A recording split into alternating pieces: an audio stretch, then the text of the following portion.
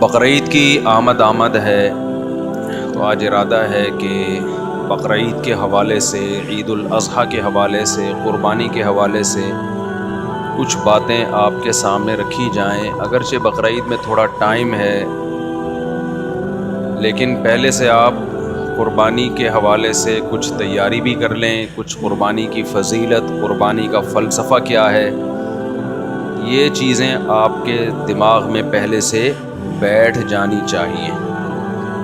سمجھ میں آ رہی ہے بات کہ نہیں آ رہی ہے؟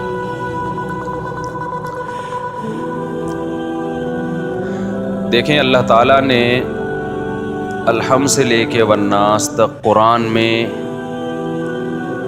جو کچھ دعوے کیے، جو کچھ ہمیں سمجھایا، اس کا خلاصہ یہ ہے کہ اللہ یہ چاہتا ہے کہ میرے بندے میرا غلام بن کے رہیں۔ ویسے تو غلام ہیں، اللہ کی ملکیت ہے، لیکن یہ اس غلامی کو تسلیم کریں۔ عبدیت جسے کہا جاتا ہے، وَمَا خَلَقَتُ الْجِنَّ وَالْإِنسَ إِلَّا لِيَعْبُدُونَ۔ اللہ کہتے ہیں میں نے جنات اور انسانوں کو صرف اپنی عبادت کے لیے پیدا کیا۔ عبادت کا مطلب عبد کہتے ہیں غلام کو، تو غلامی کے لیے بنایا اللہ نے، کس کی؟ اللہ کی۔ لیکن انسان اس غلامی کو قبول کرنے کے لیے تیار نہیں ہے، وہ چاہتا ہے آزادی، لیکن نتیجے میں پھر وہ کسی اور کا غلام بن جاتا ہے۔ تو اللہ میاں کیا چاہتے ہیں میرے بھائی؟ الحم سے لے کے والناس تک پتہ چلتا ہے کہ کس کے غلام بن کے رہو؟ بولو، اللہ کے۔ اب اسلام چاہتا ہے کہ آپ اللہ کی غلامی کریں، تو اللہ کہتے ہیں غلامی کا زبانی دعویٰ قبول نہیں ہے، پریکٹیکل کر کے دکھاؤ، پریکٹیکلی یہ شو کرو کہ میں کس کا غلام ہوں؟ بولو، اللہ کا۔ اب اس کے لیے اللہ نے دو طرح کے حکام دیے ہیں ہمیں۔ ایک حکام تو وہ ہیں جن کی کوئی لاجک بنتی ہے، جن کو ساری دنیا کہتی ہے ویل ڈن، بہت اچھا کام مسلمان کرتے ہیں۔ مثال کے طور پر مسلمان زکوٰۃ دیتے ہیں، اس سے غریبوں کو فائدہ ہوتا ہے۔ ساری دنیا کیا کہتی ہے؟ اسلام کا یہ برا حکم ہے یا اچھا حکم ہے؟ بولو نا، اچھا حکم ہے بھائی، مالداروں کی زکوٰۃ نکلتی ہے، جاتی کہاں ہے؟ غریبوں کے پاس۔ ہم زکوٰۃ دیتے ہیں کس کو خوش کرنے کے لیے؟ اللہ کو خوش کرنے کے لیے۔ اللہ میاں نے ہمیں حکم دیا صدقہ فطر کا، عید سے پہلے صدقہ فطر نکالو۔ دنیا میں کسی غیر مسلم کو اس پہ کوئی اعتراض ہے؟ بولو نا، کوئی اعتراض نہیں ہے، دینا پڑے گا ہمیں، غریبوں کو فائدہ ہوتا ہے۔ ہم اللہ کی غلامی بھی شو کر رہے ہوتے ہیں کہ اللہ کے آرڈر پہ ہم دے رہے ہیں، تبھی تو ہندو تھوڑی دیتے ہیں عید الفطر میں، عیسائی دیتے ہیں عید الفطر میں، مسلمان دیتے ہیں، یہ شو کرنے کے لیے کہ ہم کس کے بندے ہیں؟ اللہ کے۔ اللہ نے ہمیں حکم دیا کہ عید کی خوشیوں میں غریبوں کو شریک کرنے کے لیے کیا دو؟ صدقہ فطر۔ اور اللہ نے کہا جس کے جتنے زیادہ بچے ہیں وہ اتنا زیادہ صدقہ فطر دے۔ اللہ میاں کیا چاہتے ہیں؟ اللہ کے غلام بن کے رہو، تو اس غلامی کو ثابت کرو اپنے عمل کے ذریعے۔ تو عمل دو طرح کا اللہ نے دیا، ایک عمل وہ جس پر سب کی طرف سے بلے بلے ہوگی، سب کہیں گے ویل ڈن، زکوٰۃ دینا، صدقہ فطر دینا، رشتہ داری جوڑنے کے لیے ان پہ خرچ کرنا، یہ سارے کام وہ ہیں جس پر غیر مسلم بھی خوش ہوتا ہے، مسلم بھی۔ اللہ میاں نے کہا کچھ کام ایسے آرڈر کروں گا جس پہ غیر مسلم کو اعتراض ہوگا اور تمہاری بھی عقل کہے گی یہ میری سمجھ میں کام نہیں آ رہا۔ وہ کام ہوں گے جن کے کرنے سے یہ پتا چلے گا کہ تم اپنے آپ کو کس کا غلام سمجھتے ہو؟ اللہ کا۔ کیونکہ غلام کے پاس نو کا آپشن بھی نہیں ہوتا، اور غلام کو اس کی بھی اجازت نہیں ہوتی کہ وہ آپ کے آرڈر کی لاجک آپ سے پوچھنا شروع کر دے۔ دیکھو فوج میں بڑی اطاعت ہوتی ہے نا آفیسر کی، میدان جنگ میں آفیسر نے فوجی سے کہا وہاں جا کے لڑو، وہ کہہ رہا سر وجہ کیا ہے اس کی، کائنڈلی آپ مجھے وجہ بتائیں گے، میں ادھر کیوں جاؤں، میں ادھر جاؤں گا، چلے گا 2 دن وہ کورٹ مارشل ہو جائے گا۔ اللہ میاں کہتے ہیں تم کس کے غلام ہو؟ میرے غلام۔ جب میں آرڈر دوں گا نا تو تمہارے پاس کیوں کا آپشن نہیں ہے۔ شیطان میں آدم میں یہی تو فرق ہے۔ اللہ میاں نے فرشتوں کو حکم دیا آدم کو سجدہ کرو، فرشتوں نے کہا کہ کیوں؟ ہم نور سے بنے ہوئے، یہ مٹی سے ہمارے سامنے۔ دیکھو آفس میں کوئی نیا امپلائی آ جائے نا، اس کی تنخواہ پرانوں سے زیادہ ہو، پرانے والے کہیں گے یہ نیا نیا آیا ہے اور اس کو ڈبل تنخواہ دے رہی، ہم 20 سال سے جھک مار رہے ہیں یہاں پہ۔ اعتراض ہوتا ہے کہ نہیں ہوتا؟ وہاں اعتراض بنتا ہے، کیا کریں، کیونکہ آپ باس کے غلام نہیں ہیں، ٹھیک ہے نا۔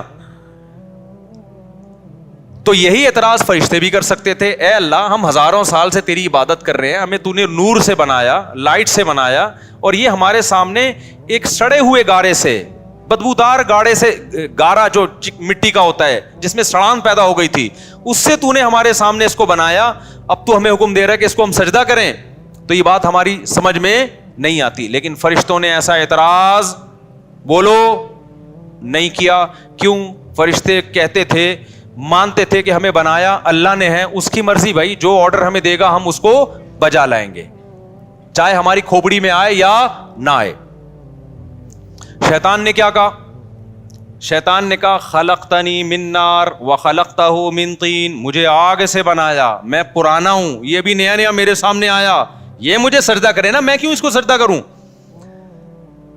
اب ہونا یہ چاہیے تھا اللہ میاں بیٹھ کے شیطان کو سمجھاتے کہ نہیں, اصل میں بات یہ ہے کہ اگرچہ یہ بعد میں پیدا ہوا ہے یا یہ مٹی سے بنایا ہے, لیکن اصل میں اس کا جو میں نے دماغ دیا ہے, اس میں جو علم کی صلاحیت دی ہے وہ تم سے زیادہ.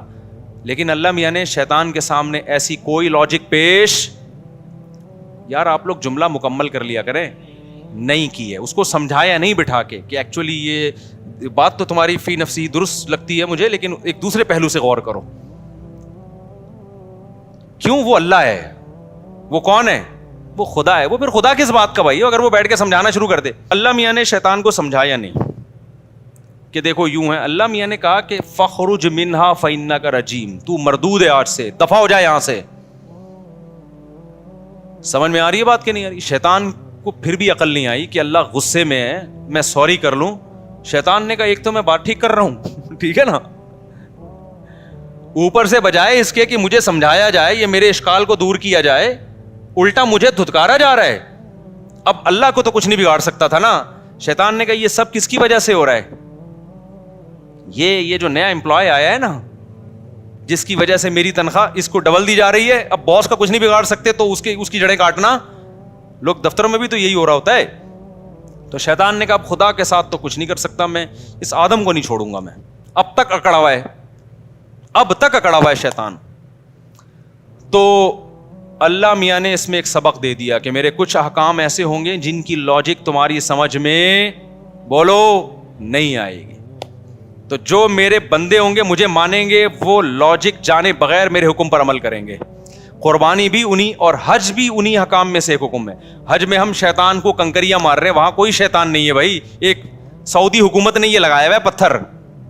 ونس اپون اے ٹائم یہاں شیطان تھا جب ابراہیم علیہ السلام نے مارا تھا, اب تھوڑی وہاں شیطان ہے.